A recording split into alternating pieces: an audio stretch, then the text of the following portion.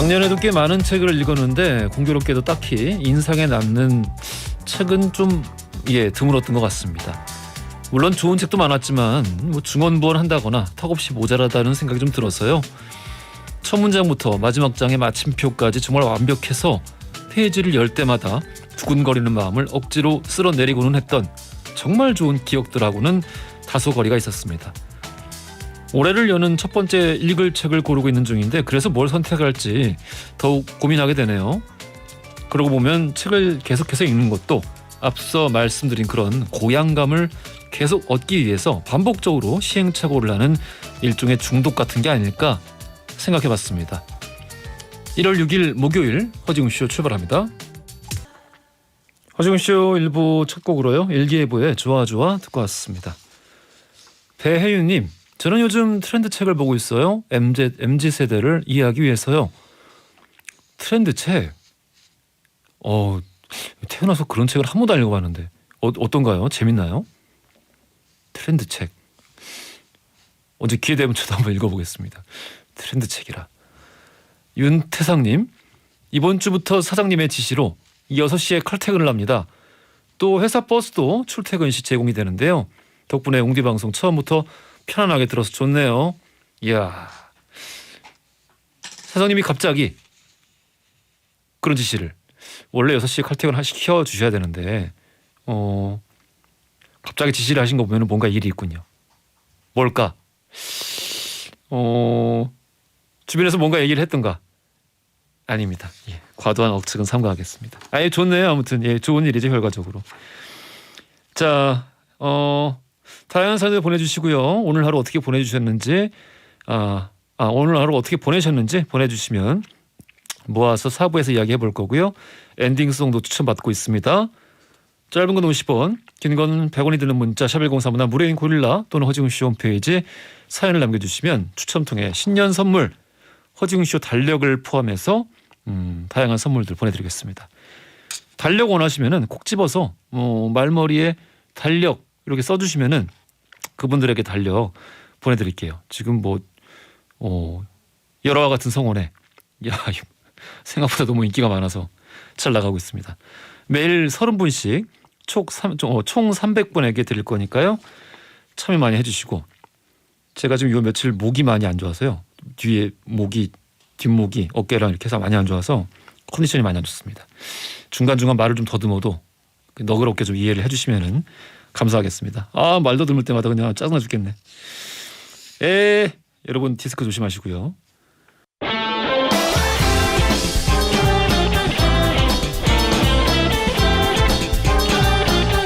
트렌디한 뉴스를 따라가 봅니다. 소니에의 허지웅의 지, 애지, 중지 뉴스.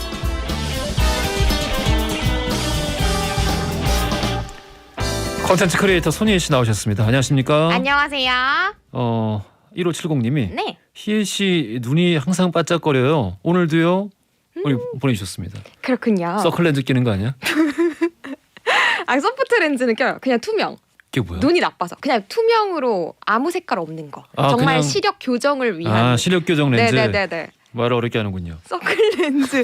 와, 정말 그거 추억의 이름이다. 정말 그래? 저 중학생 때 정말 친구들이 다들 이렇게 눈이 무슨 동태 눈깔처럼 이렇게 흰자가 거의 보이지 않게 그렇게 끼고 다녔던 적이 있었는데. 제가 그걸 잘 몰라가지고 요즘에는 그러면은 서클 렌즈 이런 거 없나요? 있긴 있는데 조금 끼면 촌스럽다? 그래? 네, 좀 그런 느낌이 있는 것 같아요.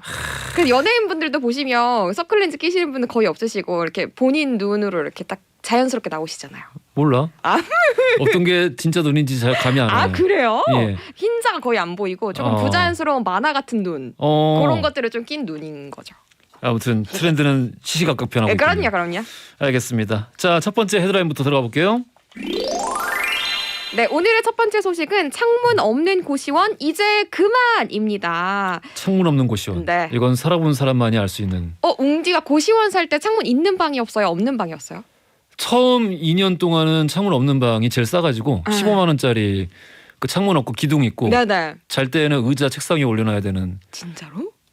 그렇게 다리를 펼 자리가 없어가지고. 그렇게 이상한 눈으로 쳐다보면은 아니 너무 비참하잖아요. 아니 얼마나 행복했는데 거기서. 죄송합니다. 내 잘못했습니다. 인생의 가장 좋은 기억은 거기서 다 쌓았어. 반성하겠습니다.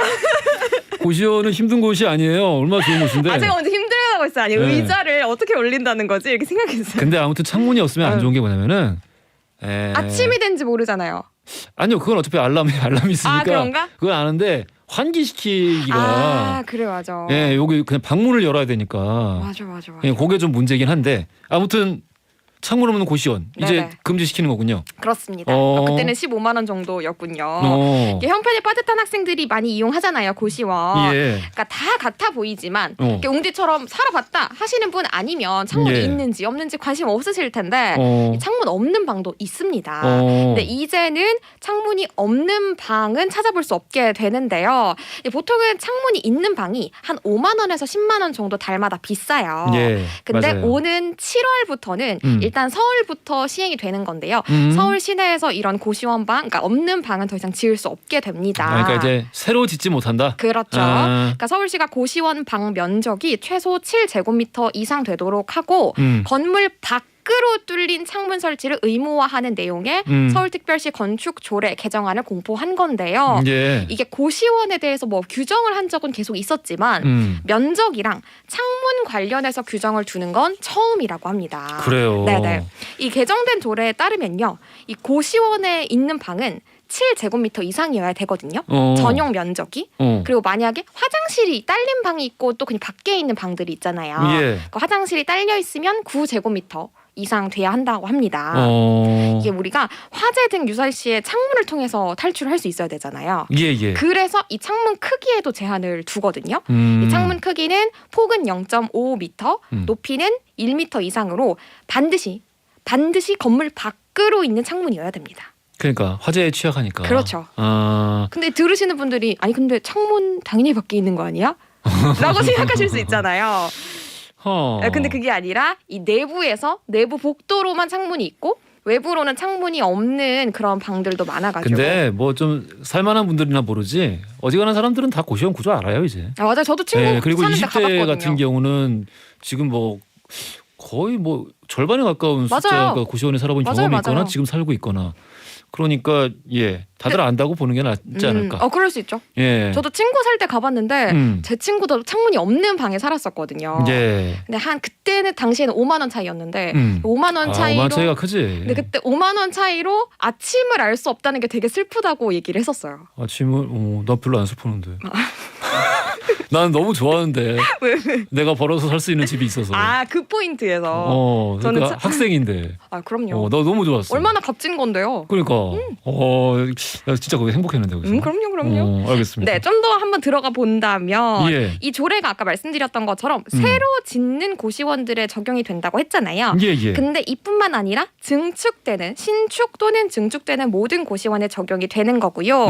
그리고 원래 있었는데 수선하거나 그리고 용도를 변경하는 건축 행위에도 전부 다 적용이 됩니다. 어. 그래서 이런 것들 다 적용을 받고 이게 사실은 2018년도에 종로구 9길 고시원 맞아요. 화재가 있었잖아요. 예. 근데 그 이후로 본격적으로 추진이 된 거예요. 이게 불이 붙으면은 확 더 옮겨붙을 수밖에 없는 게 일단 창문 문제도 좀 확실하게 크고요. 맞아요. 고시원 같은 저가 고시원 같은 경우는 벽이 합판이에요. 맞아요. 벽이 합판이라서 이 뭐 소음 문제는 둘째치고 불 붙으면은 대책이 없습니다. 장난 아니에요. 예. 이게 컨테이너처럼 돼 있고 하면은 그냥 녹아내리기 맞아요. 때문에 예. 정말 큰 문제고 근데 그때 다닥다닥 붙어 있는 구조 때문에 더더욱이 많은 분들이 피하지 못해서 피해가 커졌고요.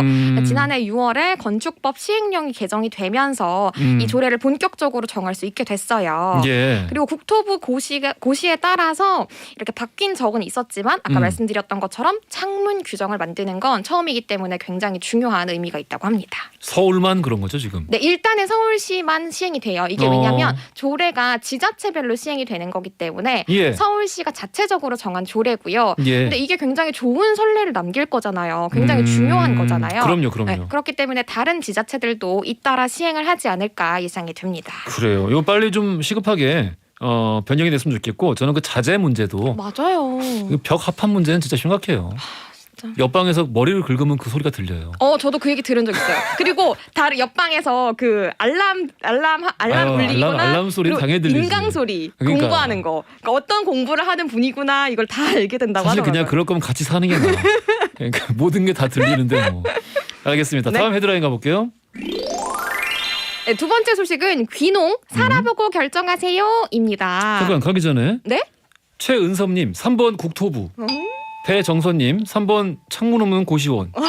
굉장히 길다. 되게 길다. 너무 길다. 보통 그렇진 네, 않은데. 그렇게 하진 않습니다. 박동철님 3번 건축조례, 정연호님 2번 환기, 박지은님 3번 디테일하다. 창문.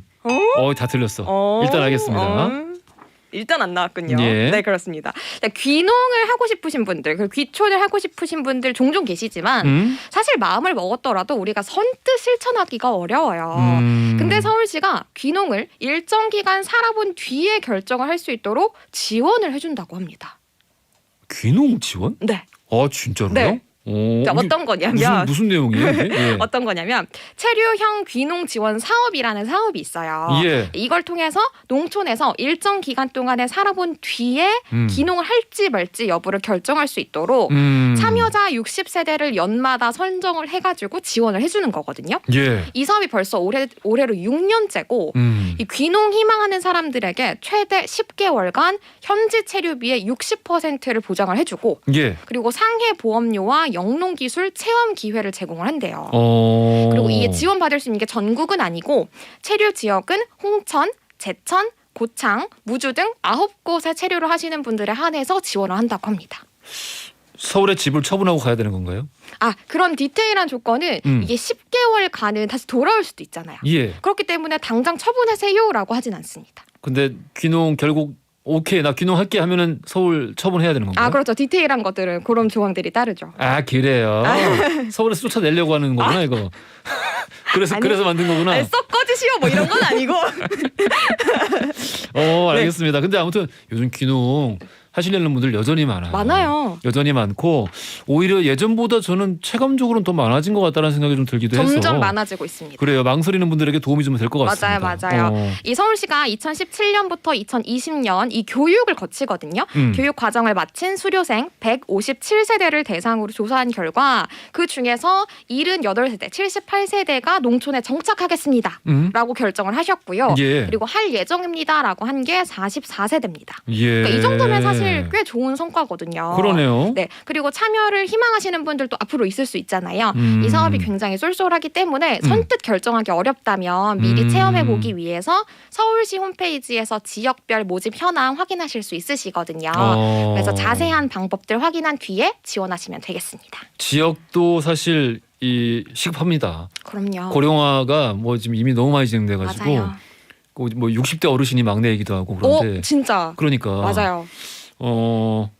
이게 실제 귀농에서 살고 계신 분들 보니까 마을 전체에 큰 활력을 불어넣어 주시더라고요. 그렇다고 하더라고요. 그러니까 이게 좀 좋은 것 같다는 생각도 들고. 그리고 전 한 프로그램에서 가족이 귀농을 하신 거예요. 가족이. 근데 거기서 또 애가 나오니까 아기가 있으니까 그냥 온 마을 전체의 활력소가 되더라고요. 그런 게 굉장히 보기 좋았습니다. 그래요.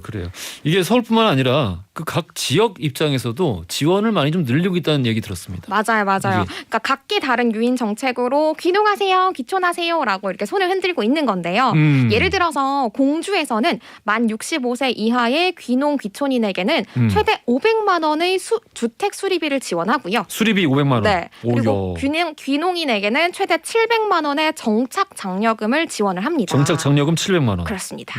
그리고 영월군에서는 귀농한 지 5년 이내의 농가라면 농가당 최대 1,000만 원까지 지원을 합니다. 5년 채우면? 네, 아니 5년 이내. 그러니까 귀농하신 지 5년이 안 되셨으면 그러니까 더 오래 계세요라는 의미로 1,000만 원을 주시는 거죠. 이야. 많이씩 주는데? 많이 주는 거죠. 예. 그리고 사실은 지금 제가 말씀드린 거는 금전적인 지원이잖아요. 예. 근데 요즘에는 금전적인 지원뿐만 아니라 교육을 중심으로 지원하는 지역들이 늘고 있어요. 그러니까 예를 들어서 장흥군에서는 귀촌하시는 분들, 귀농하시는 분들이 안정적으로 정착할 수 있도록 창업 지원 등 금전적인 보조뿐만 아니라 농업 전문 인력 육성을 위해서 선진적으로 이렇게 발달한 지역들이 있을 거잖아요. 그렇겠죠. 견학도 시켜주시고 알려주고 어허. 그리고 농산업 창업 현장 투어도 시켜주고 예. 그러니까 실질적으로 할 수 있도록 떠먹여주는 게 아니라 할 수 있는 방법을 알려주는 지원들이 점차 늘고 있다고 합니다. MZ 세대 같은 경우도 귀농 많이 원하고 있고 예, 그런 이야기들 많이 좀 읽어본 것 같습니다. 네. 알겠습니다. 퀴즈 들어가야 되는데 네네. 오늘 그 선 정답에 도전한 분들이 굉장히 많아요. 막 열의가 장난 아닌가요? 하지만 서둘러 네, 가보겠습니다. 퀴즈 들어가 볼게요. 네, 오는 7월부터 서울 시내에서는 이것 없는 고시원방을 새로 지을 수 없게 됩니다. 이거였구나. 쉽죠? 무엇일까요? 1번 창문, 2번 화장실, 3번 침대. 정답 아시는 분들 짧은 건 50원, 긴 건 100원이 드는 문자 샵 1035나 무료인 고릴라 보내주시면 2부 시작하자마자 커피 쿠폰 바로 보내드리겠습니다. 오늘도 고생하셨습니다. 내일 뵐게요. 서울의 창문 너머 어렴풋이 옛 생각이 나겠죠? 들으면서 2부로 갈게요. 허지용 쇼. 지금 너무 막히시나요? 지금 너무 뚫리시나요? 여러분의 퇴근길과 함께합니다. 매일 저녁 6시 허지용 쇼. 퇴근길은 허지용 쇼와 함께. 퇴근길은 허지용 쇼와 함께. 매일 저녁 6시. 매일 저녁 6시 당신의 퇴근길과 함께합니다. 허지용 쇼. 자, 출발합니다. 허지용 쇼 2부로 돌아왔습니다. 퀴즈 정답 1번 창문이었고요. 선 정답자 2분 계십니다. 2분 뽑았어요. 정소희님, 고미희님 이 2분 선물 보내드릴게요. 그리고 일반 정답자분들 이경희님, 김보나님, 2522님, 이지연님, 0624님 이렇게 커피 쿠폰 보내드릴 거고요. 이경희님은 또 이렇게 남겨주셨네요. 세탁소를 하고 있는데 손님들이 좀 많이 왔으면 좋겠습니다. 집에서 엄마 아빠를 기다릴 가은이 은혁이 조금만 기다려 빨리 갈게 라고 함께 덧붙여주셨습니다. 커피 맛있게 드시고요. 자, 오늘 역사 이야기 나눠보는 히스토리 월드로 함께합니다. 오늘은 역사 속의 호랑이에 대한 재미있는 이야기 살펴볼게요. 기대 많이 해주시고요. 광고 듣고 썬킹 뉴스 박광일 작가 바로 만나보겠습니다.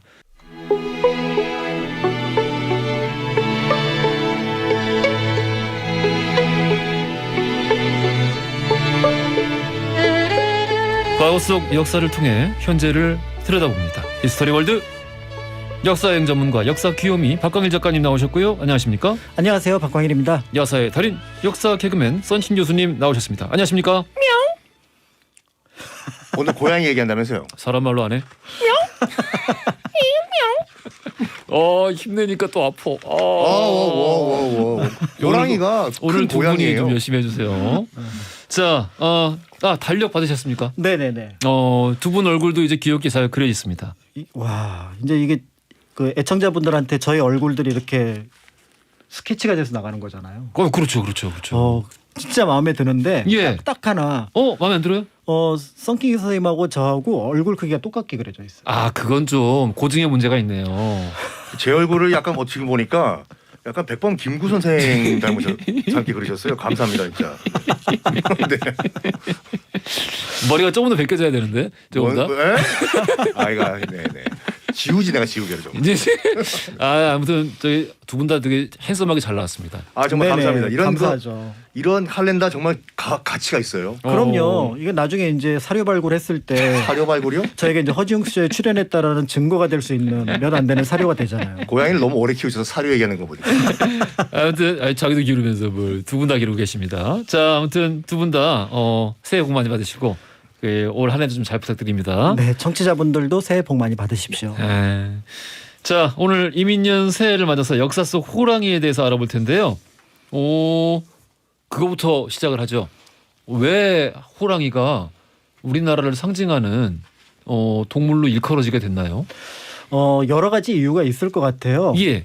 일단은 이제 호랑이 자체가 한반도에 어떻게 보면은 자생을 하고 있고, 그다음에 그와 관련된 얘기들이 굉장히 많이 남아 있었습니다. 원래부터 얘기가 많았다. 그렇죠. 그러니까 우리는 예를 들어 뭐 애들 동화만 하더라도 곶감과 호랑이, 도둑과 호랑이 뭐 이런 얘기들이 이제 자주 등장을 하는데 예. 사실은 이렇게 실감나게 호랑이하고 연결된 이야기를 가지고 있는 아시아 나라가 인도 빼놓고는 거의 없습니다.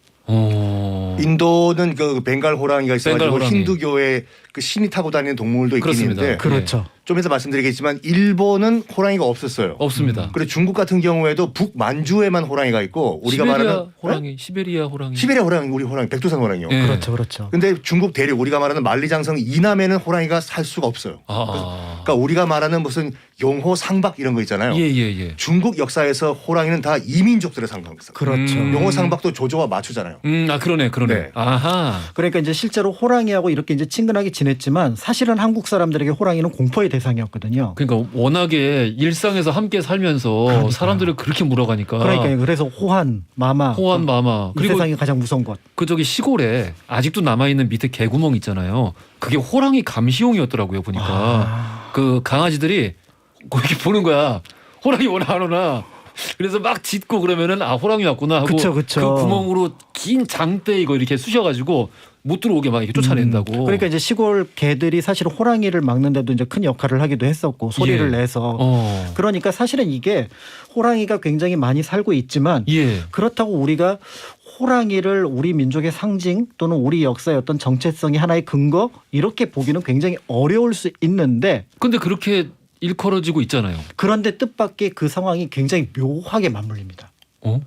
호랑이가 멸종하는 시기에 아 그러면은 일제 시대? 그렇죠. 아. 그 시기에 호랑이에 대한 갑자기 그리움이 폭발하기 시작한 거예요. 일제 시대에 우리나라 시민들이 네. 아 호랑이가 보고 싶다. 그러니까 갑자기 우리가 저게 무서워해서 아, 어. 저게 우리 괴롭히는 동물이었는데 근데 갑자기 일제가 와서 무슨 그러니까 해수 그러니까 그 해를 끼치는 동물이라고 해갖고 그걸 퇴치한다고 막 이러고 나오니까 그렇죠, 그렇죠. 그러니까 아니 왜 쟤네들이 남의 나라 와서 호랑이를 사냥을 하지? 그렇지. 그런 상황에다가 이제 굉장히 또 흥미로운 게 바로 뭐냐면 지리와 관련돼서 우리나라 산맥 이름을 정한 사람이 한국 사람이 아닙니다.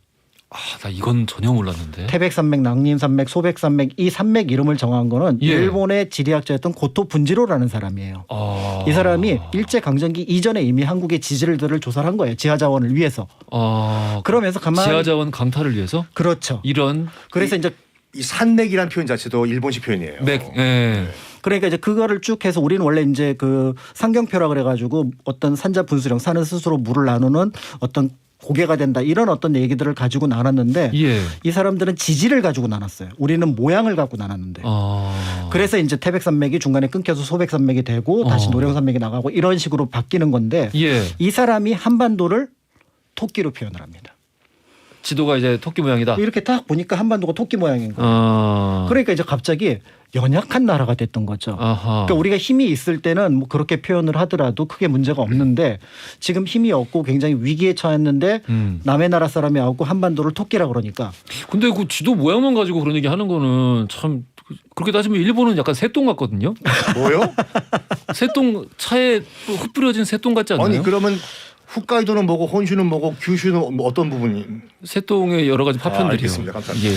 그러니까 이제 그렇게 되니까 여기에 이제 분노한 분이 있습니다. 예. 나중에 변절을 하지만 당대 최고의 석학이었던 육당 최남선이 무슨 말이냐. 아. 우리나라를 봐라 어. 하면서 그 당시에 소년이라는 잡지 1908년에 예. 그 사파를 하나 그려달라 그래서 그립니다. 예. 우리가 알고 있는 그 호랑이 모양의 한반도가 이때 처음 등장을 해요. 아. 그럼 최남선 선생이 직접 그린 건가요? 이제 그걸 부탁을 해서 그린 거예요. 아. 그래서 그것이 이제 조금씩 퍼져나가기 시작했는데 그때만 하더라도 그게 크게 퍼져나가진 않았죠. 아. 그런데 이제 1926년 즈음이 그때가 이제 병인년이었거든요. 예. 이때가 호랑이 해니까 이 호랑이를 맞아서 신문에다가 무려 7차례에 걸쳐서 한반도와 한국 역사와 호랑이를 이른바 종합적인 소논문 형식으로 계속 발표를 해요. 그러면서 거기에서 이제 문제 제기를 하는 거죠. 육당 최남선이. 무슨 얘기를 하냐면 한국 사람들이 정말 아껴서 굉장히 소중하게 생각하는 신화가 단군 신화인데 그렇지. 거기 보면 우리 후손은 곰의 후손이 되는데 곰의 후손이죠. 그렇다면 그 호랑이는 그 굴 밖으로 나간 호랑이는 도대체 무엇이냐. 그럼 우리에게 곰 토템만 있고 호랑이 토템은 없느냐. 자기가 찾아본 결과 곰 토템은 고조선의 중심이 되지만 예. 부여나 그다음에 백제나 나중에 고려 같은 경우는 오히려 호랑이 토템이 훨씬 더 강했다. 그래서 우리가 산신 옆에 곰이 있는 거는 본 적이 없어도 산신 옆에 그러네.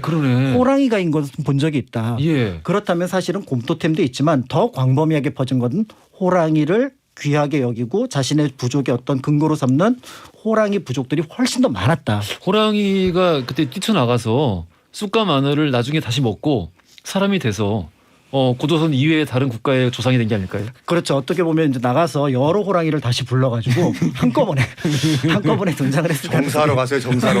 야사는 내가 할 거예요. 네. 그러면서 이제 그런 논문들을 쭉 발표를 하게 되면서 자연스럽게 한국인은 호랑이의 여러 가지 성질들을 닮았고 또 한국 문화의 정체성은 호랑이와 관련이 있고 땅 모양도 호랑이니 우리는 호랑이와 관련된 어떤 것들을 얘기를 할 거다라고 얘기했는데 요 즈음이 바로 남한 기준으로 1921년, 22년에 호랑이가 멸종됩니다. 멸종된 그 시점이구나. 그러니까 그 시점에 호랑이에 대해서 여태까지는 두려웠지만 이제 사라지니까 그리워지잖아요. 그러니까 우리가 지금 호랑이를 굉장히 좋아한다고 얘기지만 지리산에 호랑이 5마리 있다 그러면 그러면 등산의 패턴이 완전히 달라질 겁니다. 그렇죠. 입산 금지죠. 입산 금지에다가 등산을 하더라도 경찰이나 아니면 포수들이 같이 동행을 하는 조건으로 아마 등산을 하게 될 겁니다. 그리고 이제 그 주변 도시들도 그렇죠. 방어막을 칠 거고. 예, 조심해야죠. 그러니까 그런 의미에서 볼 때 이것이 위험이 사라지니까 그리움으로 바뀌고 그 그리움으로 바뀐 것을 마침 학술적으로 풀어내는 사람들이 있고 더 나아가서 우리가 호랑이의 기운을 받아서 이 위기를 극복해야 된다라고 하는 공감대가 형성이 되면서 그 옛날에 호랑이와 관련돼서 안타깝고 힘든 얘기들은 조금씩 줄어들고 이 세상에 제일 무서운 게 뭐야? 호랑이. 근데 더 무서운 게 뭐야? 곶감. 곶감 주니까 애가 안 울어. 그러니까 이제 사람들에게 호랑이는 희화화되거나 좀 더 친숙한 동물, 인격적인 동물로서 그 이야기가 퍼져 나가게 되면서 이제는 호랑이가 두렵지 않거든요. 왜냐면 없으니까. 그러니까요. 그러니까 이제 꽃감보다 꽃감에 놀란 호랑이 얘기라든지 도둑 이야기라든지 이런 것들이 이제 덧붙여지면서 우리에겐 더 친숙한 존재로 남지 않았나. 그러니까 저기 이제 그 대한제국 이제 말에 이제 우리나라에 왔던 그 선교사들이 했던 말이 뭐냐면은. 전 세계 그 어떤 나라에서도 수도 한복판에서 호랑이 사냥할 수 있는 나라는 여기밖에 없다 할 정도로 그 당시 이제 중국에서는 뭐라고 얘기했냐면 조선 같은 경우에 조선인들은 1년의 반은 이 호랑이를 잡으러 다니고 나머지 반은 호랑이한테 잡아먹힌 사람들 장례를 치른다. 그런 정도는 이제 호랑이가 많았다고 해요. 워낙 많았으니까. 네, 그래서 이제 외국에선 어떤 뭐 선교사들뿐만 아니라 여러 자료들을 통해서 보면은 함경도 일대는 뭐 호랑이가 어마어마하게 많아서 손을 못 댈 정도였고 그래서 실제로 그들의 기록들을 또 육당이 나중에 본 것 같아요. 1920년대 그러면서 호랑이에 대한 다양한 사례들을 하나의 어떤 이미지로 형상화시키는 데 성공을 했고 그러니까 이제 그 뒤는 우리는 누구냐? 우리는 호랑이다. 근데 다른 나라에서도 호랑이 얘기를 하고 싶어요. 본 적이 없고 만난 적이 없으니까 이게 상상 속의 이야기로 그려내는 거는 한계가 있죠. 우리처럼 굉장히 디테일하거나 아니면 호랑이 자체를 묘사하는 것들도 특별해져야 되는데 그런 특별함이 나타나지 않는 거죠. 우리는 이야기도 많고 그림도 많고 그러니까. 그렇죠. 그러니까 결국에는 호랑이가 우리나라의 상징이 된 거는 당시에 멸종으로 인한 향수도 있고 그렇죠. 동시에 또 그 절묘하게 맞아떨어진 민족적인 전개를 그 뭔가 고치시키고자 하는 목적도 있었고. 그렇습니다. 굉장히 그때 위험하고 어려운 시기였으니까. 그러니까 여러 가지 복합적으로 작용을 했군요. 네, 그러면서 이제 거기다가 이제 하나하나 또 사람들이 이야기를 붙인 게 태백산의 호랑이가 누구야? 신돌석. 그다음에 만주의 호랑이가 누구야? 홍범도 김좌진. 이러면서 의병장들에게 호랑이라는 닉네임을 또 붙여주면서 호랑이라면 그렇다면은 그들이라면 우리의 어떤 민족의 어려움을 뚫고 나갈 기상을 갖고 있는 존재. 그래서 우리나라 이제 부대도 뭐 맹호부대라든지 이런 그러네요. 식으로 이름을 붙이면서 그 구체화된 이미지가 또 구체화된 또 다른 상징을 만들어내는 과정을 겪었다고 볼 수가 있습니다. 그러고 보니까 오늘 니트도 호랑이 색깔인데요. 빨간색 호랑이가 어디 있어요? 티거 색깔인데 곰돌이 푸에 알겠습니다. 근데 저기 그 이제 88 올림픽 그 마스코트가 오늘 저기 그 퀴 정답인가? 하여간 뭐 그 당시만 하더라도 나는 안 갔어요. 저 너무 좋아합니다. 그게 그 대한민국 모든 도시에 있던 무도장의 넘버원 웨이터는 이름이 다 호돌이였어요. 입구 가서 호돌이다. 그러니까 아니 호돌이를 찾아주세요. 아니 왜냐면 입구에 가서 웨이터 누굴 원하십니까? 아무나요. 그러면 약간 무시당해요. 요즘은 뭐 저기 뭐 조용필이요, 돼지 엄마요 이거 같이 그 당시에는 호돌이요. 근데 저는 진짜 온 곳에 어떤 뭐 여러 가지 그 마스코트들 있지 않습니까? 특히 뭐 스포츠 경기나 이럴 때. 여러 나라 이게 올림픽 마스코트들 봤습니다만은 우리나라 호돌이만큼 완벽한 마스코트 이렇게 미감이 완벽하게 그렇죠. 조화를 이룬 이런 예쁜 마스코트는 본 적이 없다. 가족이에요. 호돌이 있고 호순이 있고 호순이도 있죠. 아들 왕범이라는 것도 있었어요. 그러니까 그 이후에 뭐 포돌이도 있고 뭐 저기 꿈돌이도 있고 여러 가지 있습니다만은 이게 비할 수가 없어. 호돌이가 맞아요. 짱이야.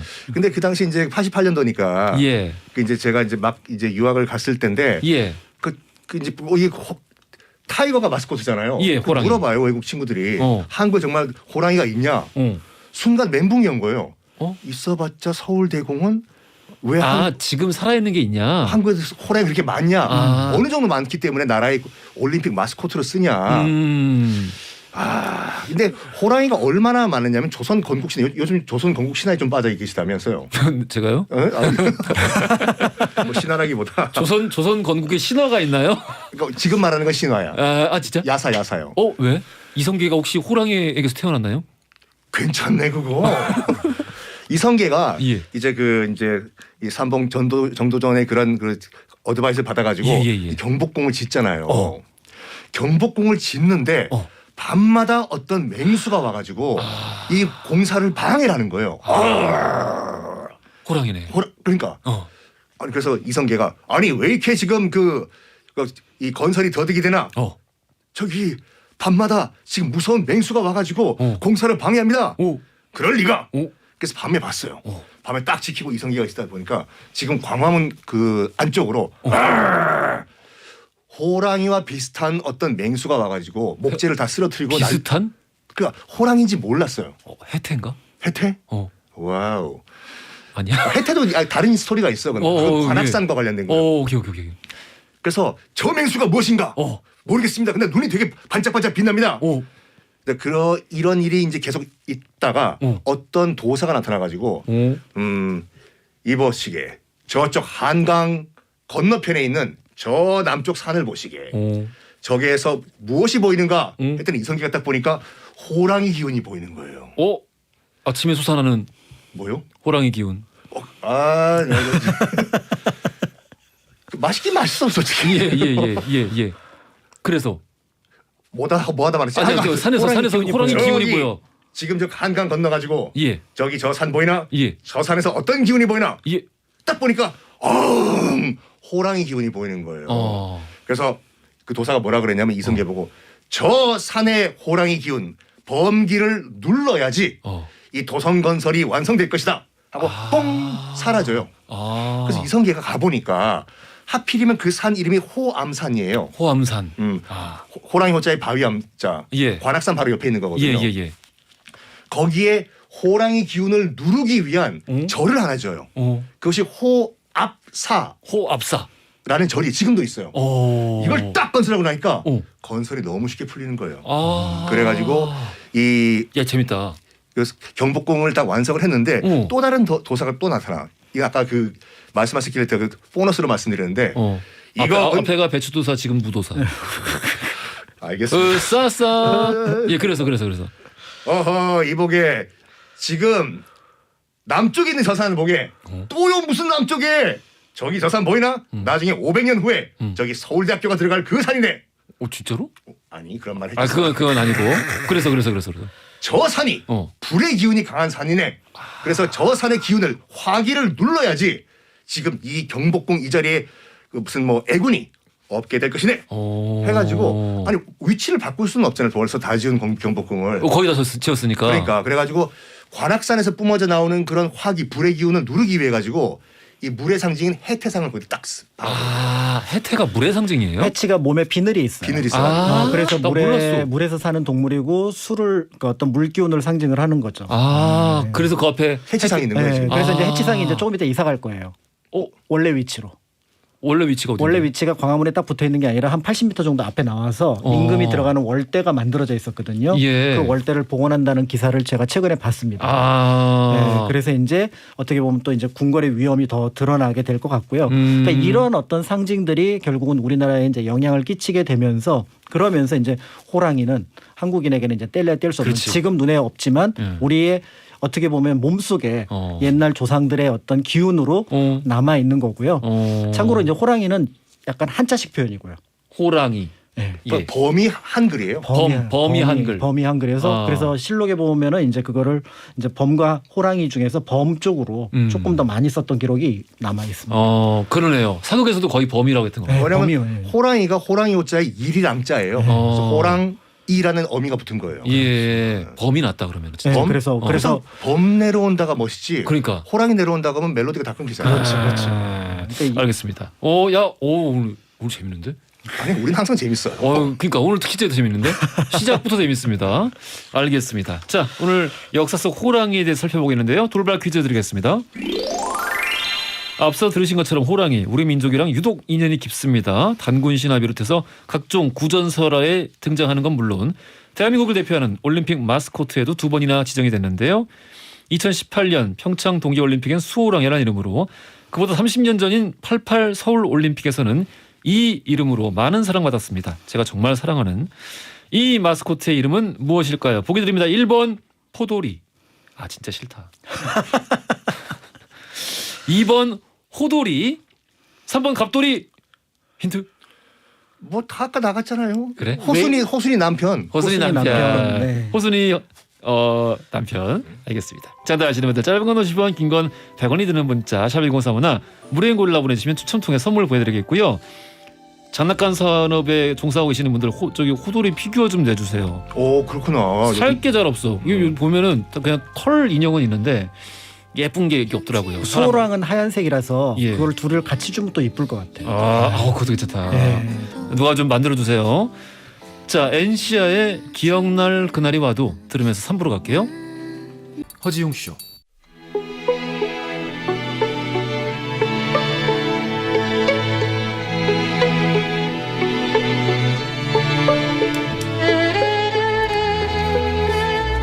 허지용 쇼 3부로 돌아왔습니다. 1263님이요. 저는 호돌이랑 친구 갑장이에요. 88년생이에요. 해주시는데 갑장이라는 표현을 동갑이라는 표현이 예전에 어른들이 주로 쓰시던 표현이죠. 이거 잘 안 쓰는데. 1888년생이시라고요. 이게 58년생이신 것 같은데 88년생 아니신 것 같은데. 1888년생이세요. 나 진짜 갑장이란 말 진짜 오랜만에 들어봐요. 그러니까 옛날 저도 어르신들이. 이모군란 좀 후에 태어나셨네. 좀 있으면 가보개혁 할 때. 배현진님이요. 호돌이는 정말 잘 만든 캐릭터죠. 귀엽고 개성 있고 아주 어릴 때는 호돌이 크레파스 썼어요. 야, 이때 호돌이 그 문방 용품도 진짜 많이 나왔어요. 싹 다 호돌이였어요. 맞아요. 싹 다 호돌이. 근데 워낙 예뻐서 난 불만이 없었어. 너무 좋았어요, 진짜. 박현정님은 호돌이 얘기하니까 굴렁쇠 소년도 생각이 나요. 이제 굴렁쇠 소년분도 이제 40 넘었을 걸요. 그렇겠죠, 네. 그렇겠죠. 참 따지고 보니까 옛날 일이긴 하네요. 네. 벌써 이게 30몇 년 전이에요. 저 역사책에서 봤어요. 역사책에서요? 그 88 올림픽에 대한 여러 자료 화면 같은 거. 예. 어르신 그만하시죠. 알겠습니다. 자, 우리 오늘 역사 속의 호랑이 얘기하고 있는데요. 처음부터 굉장히 재밌었습니다. 이제는 또 어느 시점에 어디로 가볼까요? 자, 중일 전쟁을 한번 가봅시다. 중일 전쟁? 중일 전쟁. 근데 호랑이랑 관련이 있나? 1937년도 터진 중일 전쟁. 예. 일단 그 장개석의 국민당군과 이제 일본군이 이제 맞붙었는데 예. 이 난징 대학살 등등등 이후에 이제 본격적으로 이제 국민당군과 이제 일본군이 싸워야 되는데 다른 건 몰라도 공군력에서는 비교가 안 됐어요. 일본군이 우위. 왜냐하면 그 당시에 뭐라고 할까 그 장개석 부인이 이제 송미령이잖아요. 예. 그 송미령이 미국에 갔어요. 가가지고 지금 우리 국민당군이 다른 건 다 모르겠지만 육군도 괜찮다. 근데 공군력이 너무 딸리기 때문에 우리 공군 좀 지원을 해달라. 해서 미국 정부도 이거 너희들 갖고 온 서류를 보니까 자료를 괜찮은데 왜? 하니까 예를 들어서 서류상에는 지금 그 무슨 전투기가 200대, 뭐 지금 조종사가 100명이라고 했지만 실질적으로는 안 그랬구나. 뭐가 한 대도 없는 거예요. 송미령 동생이 친남 동생이 미국에서 로비스트로 활동하고 있었거든요. 예. 그래가지고 제발 우리 국민당군에 공군 지원을 좀 해달라라고 로비를 해요. 근데 아직까지 미국은 참전하기 전이잖아요. 참전 전뿐만 아니라 미국은 고립주의. 맞아요. 우리는 대륙의 전쟁에 우리는 관여 안 하겠다. 그런데 상황을 보니까 특히 난징 대학살 이후에 미국에서도 저것들이 진짜 그냥 어떻게 손을 좀 봐줘야 되겠는데 여론도 미국 여론도 부글부글 임계점까지 다가가고 있는 상황이었어요. 예. 그래가지고 오케이 공군을 지원을 해주겠다 우리 미국이. 단 아직까지 우리는 선전포고를 안 한 상태이기 때문에 정규군은 지원을 해줄 수가 없다. 그래서 공포의 외인 부대를 보내주겠다. 더 좋은 거 아니야? 예? 더 좋은 거 아니야? 난 내가 던지는 폭탄이라면 미안해요. 죄송해요. 순간적으로 못 받아줬네. 받아줬어야 되는데. 민망해 이거. 아이고 어떡해. 엄지척. 그래. 까치야. 하여간 얼굴 빨개졌어. 그러니까 지금 이 도와주긴 도와줘야 되는데 예. 정규군은 보낼 수가 없다. 단 우리가 외인 부대를 비정규군은 우리가 공군력을 지원해주겠다. 예. 내가 해가지고 지금 현재 미국의 파일럿들 공군 조종사들 가운데서 전역을 받아요. 사표 내라고 전역한 다음에 민간인 신분으로 그렇지. 너희들을 외인 부대로 우리가 중국 대륙으로 보내주겠다. 근데 여기서 이제 이렇게 나가면 영화 스토리예요. 정말 뭐라고 할까 실력은 좋은데 조직에 적응 못하는 사람들이 그럼 내가 가겠어. 가서 막 한 명이 50대 막 쏴 격추시키고 이건 영화고 그런 건 없고. 그건 없고 전역 신청을 받으니까 정말 실력 없는 파일럿들 그리고 문제가 있던 파일럿들 심지어는 파일럿이 되고 싶었던 민간인들 헐. 이 지원을 해요. 저기가 가겠습니다. 그 뭐라고 얘기했냐면 그 당시 미국 정부가 너희들이 이제 계급장 떼고 그러니까 너희들 파일럿이 이제 민간인 신분으로서 이 중일 전쟁에 참전을 하면은 한 대 격추할 때마다 $600를 주겠다. 그러니까 지금 공 하나 더 붙이면 돼요. 그러니까 $6,000니까 한 650만 원 정도. 한 대 격추할 때마다 미 정부에서 650만 원을 현찰을 주겠다. 그리고 너희들 중국 안 가봤지? 중국 가면은 아주 휴양지이기 때문에 격추한 다음에 코코넛 야자나무 아래서 칵테일 마시면서 놀 수 있어. 중국이 휴양지다. 이렇게 얘기를 한 거예요. 그러니까 너도 나도 이제 약간 뭐랄까 조직에 적응 못했던 파일럿이 제가 가겠습니다 중국에 지원을 해요. 꿈을 품고. 그래서 200명이 이제 어떻게 하냐면 P-40 키티호크라고 해서 2차 대전 때 썼던 그 미국 전투기가 있거든요. 예. 전투기 그 지워버리고 이거 민간인이 쓰는 비행기다. 너희들도 이제 민간인이야. 너희들은 자격이 뭐냐면 미 공군이 아니라 지금 이 민간인 그 항공기를 중국에 납품하는데 운전할 사람이 없기 때문에 가져다 두는 딜리버리맨들이야. 그렇지. 알겠습니다. 가요. 예. 근데 가기 전에 어떻게 하냐면 야 어쨌든 우리가 일본과 싸우러 가는 거 아니냐. 그 지금 국민당군의 서포트를 하면서 네. 일본을 누를 수 있는 거 뭐 마스코트 없냐. 일본이랑 어쨌든 일본군이랑 싸울 거니까 네. 일본을 겁을 줄 수 있는 어떤 뭔가 그림. 상징이 마스코트. 우리가 필요하다. 상징. 딱 그때 어떤 얘기가 돌았냐면 일본은 전통적으로 호랑이를 무서워한다. 일본 열도에는 호랑이가 없었기 때문에 그 얘기를 들어요. 좋다. 우리 공포의 외인 부대. 이 부대 이름은 플라잉 타이거스. 나르는 호랑이들이다. 나르는 호랭이. 그리고 옆에 정말로 호랭이라죠. 옆에 장계석이 예. 친필로 써져요. 비호대라고 딱 한자로. 비호대로. 네. 그러네. 딱 맞네. 근데 마스코트를 그려야 되잖아요. 예. 멋있게 딱 그려야 돼. 그렇죠. 호랑인데. 호랑인데. 와. 근데 미 정부에서 누구한테 발주를 줬냐면 월트 디즈니한테 발주를 준 거예요. 너무 귀엽게 그렸구나. 고양이처럼 그렸어. 어떡해. 하필. 그래서 이제 중국 대륙으로 떠나려고 딱 보니까 뭐냐 이거? 이게 고양이잖아. 그래가지고 이 뭔가 비보 풍수같이 보완을 할 수 있는 게 뭐가 없을까 하다가 그러면 옆에는 이 월트 디즈니가 그려준 호랑이가 있는데 네. 앞부분 프로펠러 돌아갈 때는 이 부분은 상어 입을 그리자. 그래서 여러분들 거기 그 옛날 그 역사 사진들 보시면은 호랑이 그림이 있고 앞에 상어 입이 그려져 있는 격투기들이 있어요. 이빨 있구만. 이빨 있고 그게 플라잉 타이거스들.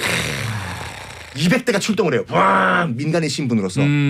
그리고 동기가 있잖아요.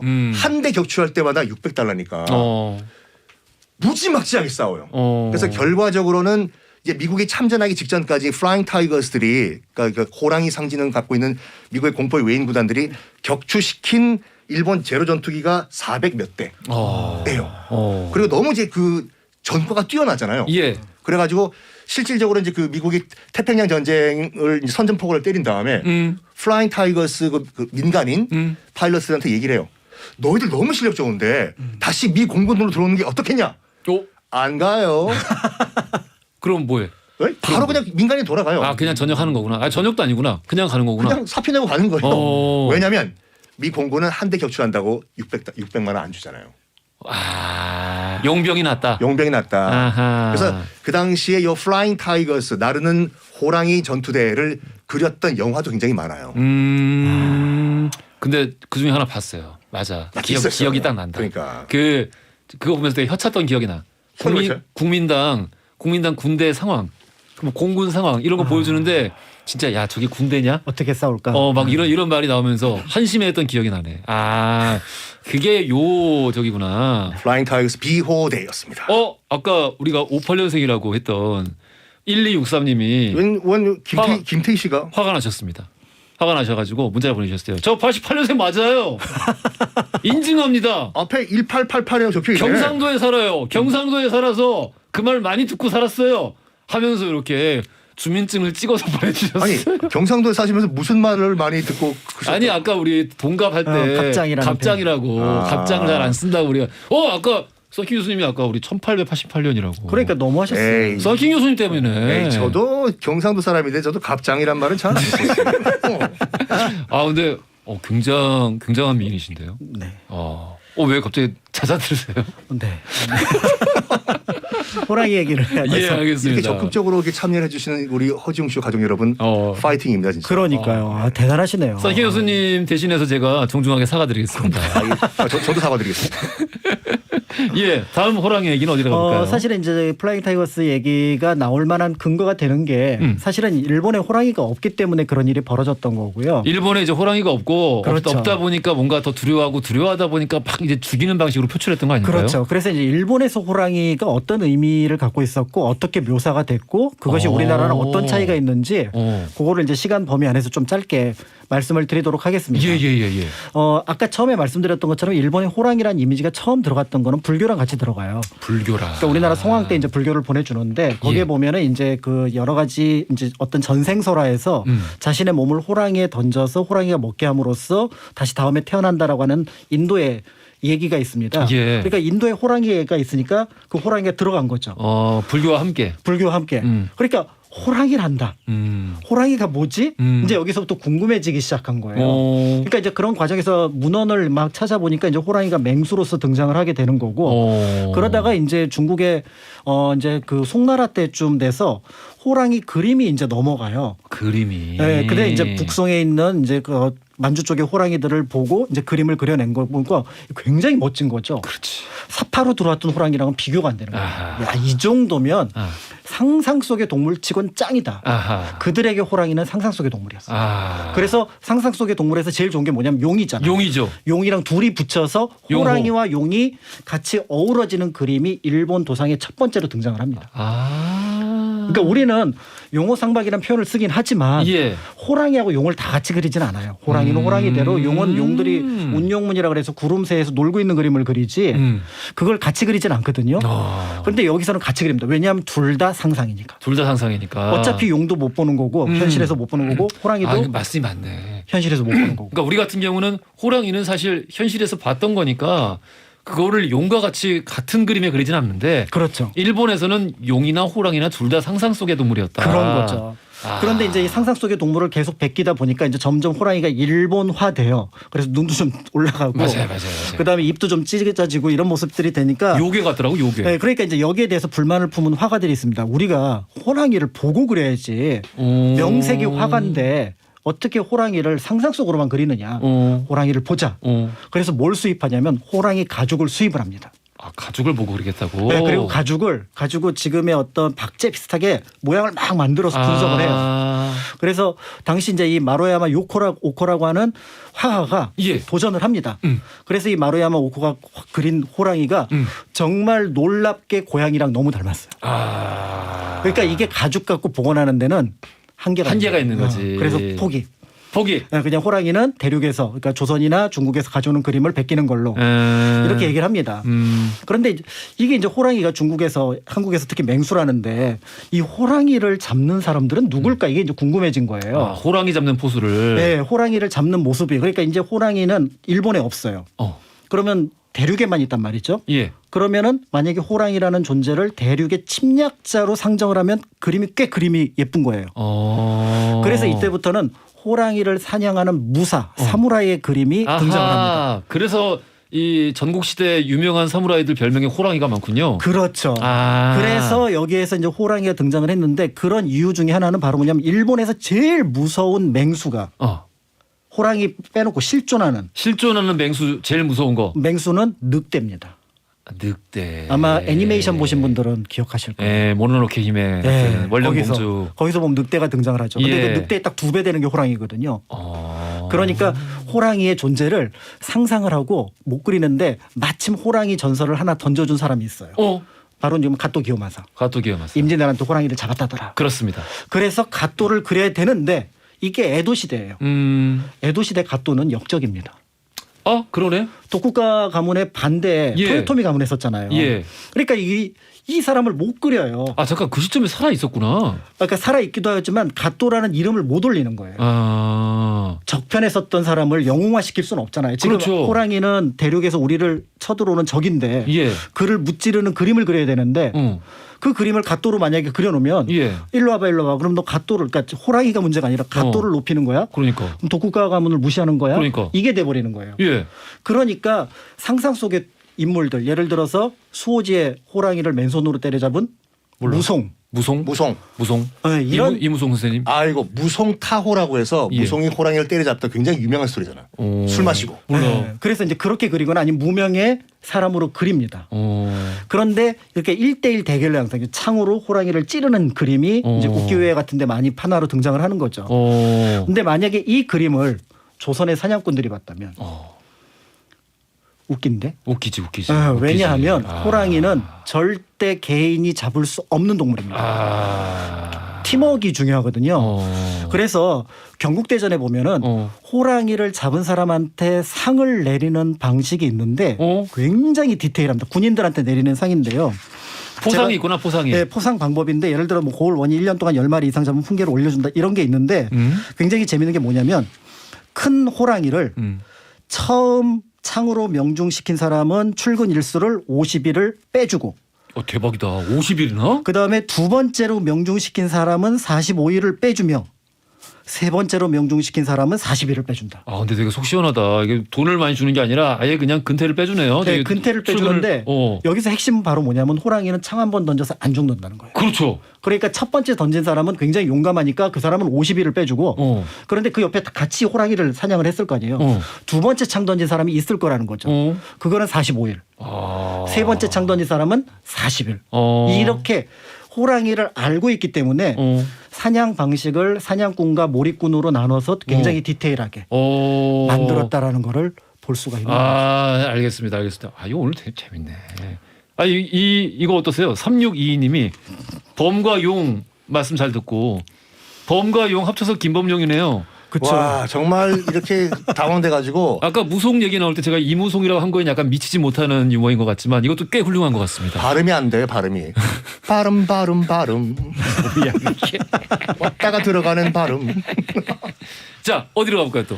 간단한 얘기 뭐 재밌는 그냥 그 스토리 하나 말씀드릴게요. 간단하게 재미난 거. 우리 전래 동화 가운데서 제일 유명한 게 유복이와 금강산 호랑이라고 있잖아요. 유복이와 금강산 호랑이? 아버지가 금강산에서 이제 호랑이 사냥꾼이었어요. 근데 호랑이한테 잡아먹혀.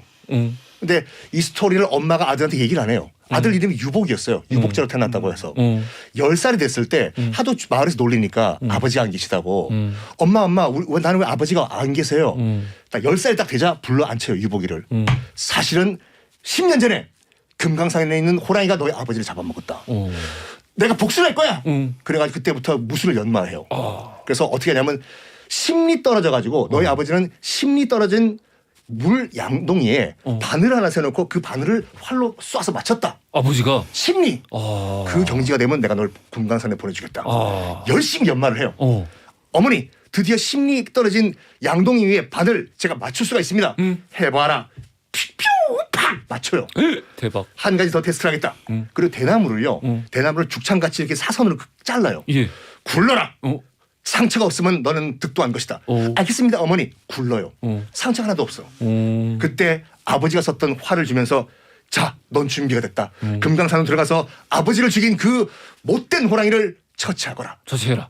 알겠습니다 어머니. 금강산을 떠나요. 금강산으로 가는데 목이 마르잖아요. 예. 근데 거기 마을의 어떤 그 우물가에서 어떤 여인이 물을 깃고 있었어요. 예. 저기요, 목이 마른데 물 한 잔만 주시면 안 되겠습니까? 차 한 잔 드시지요. 라고.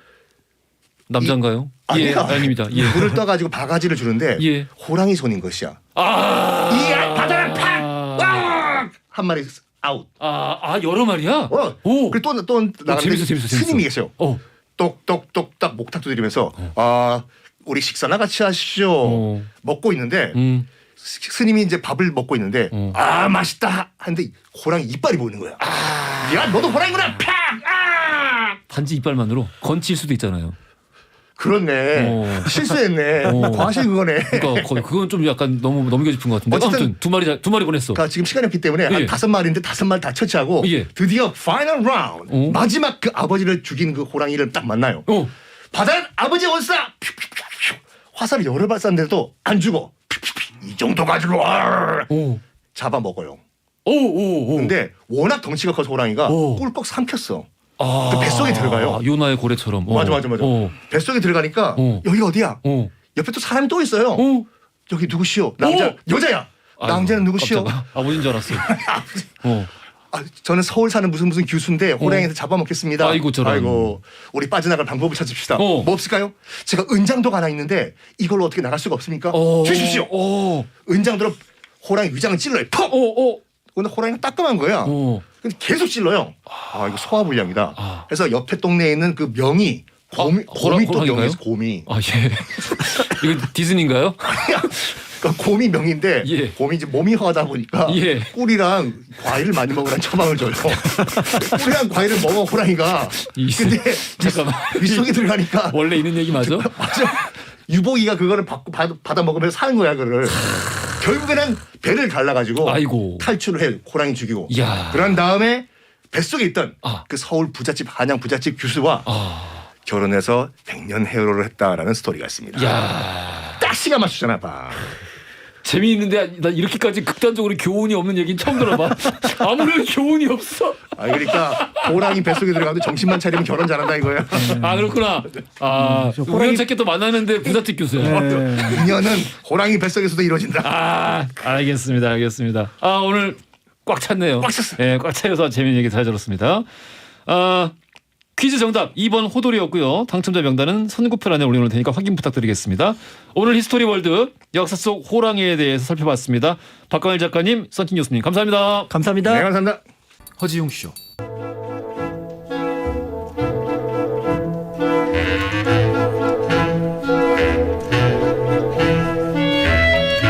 여러분의 하루를 읽어보는 시간, 나의 친애하는 하루.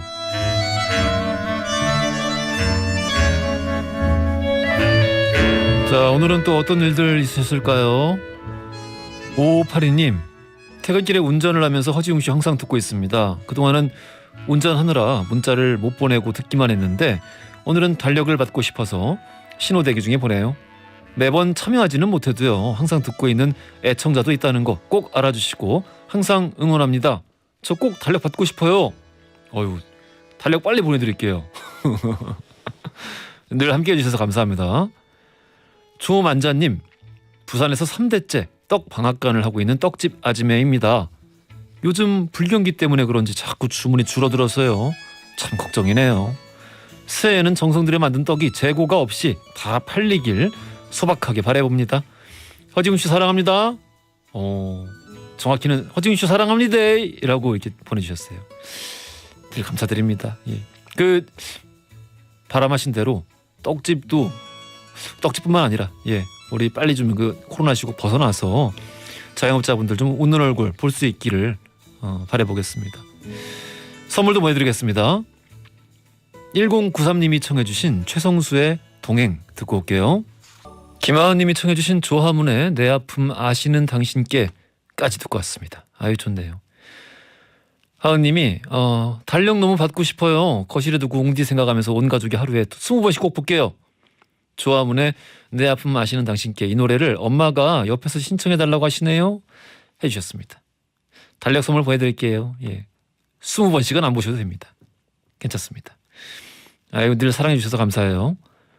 이윤정님, 병원에서 근무하면서 듣고 있습니다. 지금은 교대 시간이라 당직실에서 동료들하고 같이 떡볶이랑 라면 먹으면서 듣고 있어요. 달력 받으면 병원에 두고 싶습니다. 웅리 덕분에 오늘도 힐링합니다. 해주셨는데요. 아, 떡볶이와 라면 때문에 힐링하고 있는 게 아닐지 의문입니다. 아, 오늘 달력이 진짜 인기가 많네. 야, 이거 만들기 진짜 잘했구나. 달력 보내드릴게요. 저도 뭐 좀 먹어야겠습니다. 이제 끝나고 고민이에요. 순댓국 먹을지 치킨 먹을지. 1643님, 얼마 전부터 우쿨렐레 모임에 나가고 있습니다. 악기를 하나 배우자는 생각으로 나갔는데요. 거기서 만난 어른이 우쿨렐레가 자기 삶의 활력소라고 하면서 열정적으로 배우시는데 그 모습을 보니까 저도 그 열정에 활력이 생기네요. 살면서 역시 취미생활은 꼭 필요한 것 같습니다. 해주셨어요. 아유, 맞는 말씀이에요. 뭔가 하나 이렇게 열정적으로 진짜 뭐 나에게 뭐 당장 도움이 된다거나 뭐 투자 개념이라거나 이런 거랑 진짜 무관하게 내가 정말 좋아서 순수하게 하는 것 이런 거 하나씩은 정말 동아줄처럼 내 삶에 하나씩 꼭 붙들고 가야 되는 게 아닌가라는 생각이 듭니다. 선물 보내드릴게요. 그리고 송경민 님이 오늘 하루 종일 손님 한 명 없이 기가 죽어있는 우리 신랑 힘내라 한마디만 해주세요. 지중님 라디오만 듣고 가게 문은 닫을까 싶습니다. 이렇게 보내주셨는데요. 아유, 힘내십시오. 뭐 이런 걸로 기죽지 마세요. 괜찮습니다. 예, 아마 그래도 올해 안에 어떻게 정리되고 해결되지 않겠습니까? 너무 큰 걱정하지 마시고 조금만 더 버텨봅시다. 걱정 마시고 우리 송경민님 그리고 송경민님 남편분 힘내시길 바라겠습니다. 용기 내시고요. 선물도 보내드리겠습니다. 8734님이 신청해 주신 이마영의 언제나 너의 곁에서, 그리고 한성아님이 신청해 주신 제이의 8318 두 곡 듣고 올게요. 공지 있습니다. 달력 당첨자분들은 매일 아침 선곡표 안에 올려놓고 있어요. 예, 그거 확인해 주시고요. 달력 이벤트는 내일도 계속됩니다. 내일은 선곡 배틀쇼 난세의 가능으로 함께하는 날이고요. 기대해 주시고, 오늘의 엔딩송 4914님이에요. 지금 갱년기인 와이프를 대신해서 몇 년 만에 아이들이랑 저녁 준비를 하고 있습니다. 갑자기 눈물도 많아지고 갑자기 욱 하는 와이프의 기분을 최대한 맞추기 위해서 노력을 하고 있는데요. 와이프의 갱년기가 빨리 끝났으면 좋겠어요. 루시드 폴의 고등어 신청합니다 해주셨거든요. 자, 이 노래 들으면서 저는 내일 저녁 6시 5분에 다시 찾아뵙겠습니다. 지금까지 허중이었습니다. 몇만 원이 넘는